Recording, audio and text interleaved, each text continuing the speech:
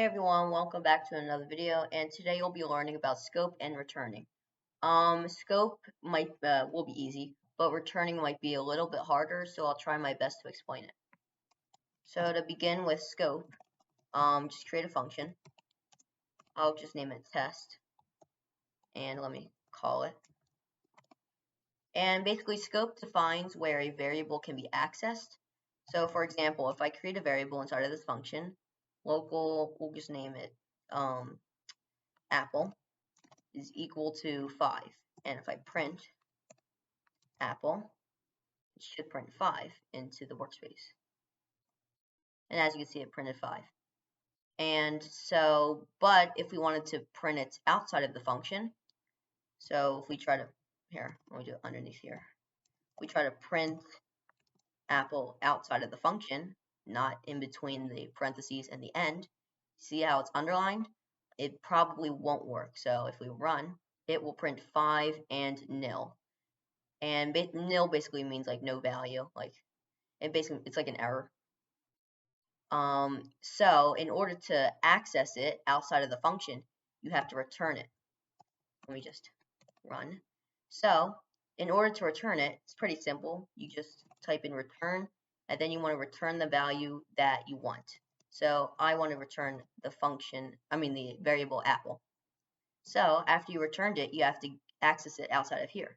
So in order to do that, you have to create a variable. So you can do local apple is equal to, and then you just name it the name of your function, test.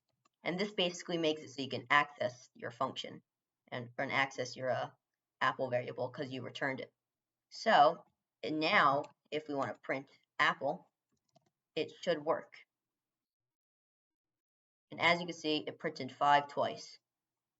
So if you want to print, if you want to return 2 values, so say we have another one, local orange, and that'll be equal to 7, you can return apple, comma, orange, and you have to use a comma.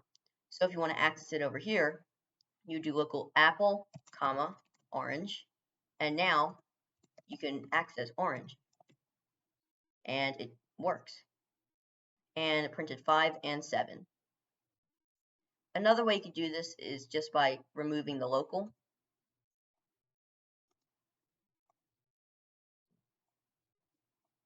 But yeah, you could do it like that. But I would just use returning. And that's basically it. So if you want me to do an example with returning, I can just do that real fast. Local function test, and we can just create a new part from the instances tutorial I taught you. And we can just create a part dot parent is equal to workspace. And so if you want to access this part outside of the function, you would do return part. Then we can call the function. You don't have to call the function when returning.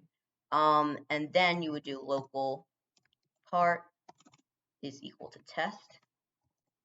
And now you can like access your part by like changing the transparency or changing the material. I'll just do grass. So now if we run, there's a part in the workspace and the material is grass, and it created 2 parts. Anyway, so that's basically it for scope and returning. If you have any questions, leave them in the comments below. I'll try to answer them. And thanks for watching. Make sure to subscribe and leave a like. Bye.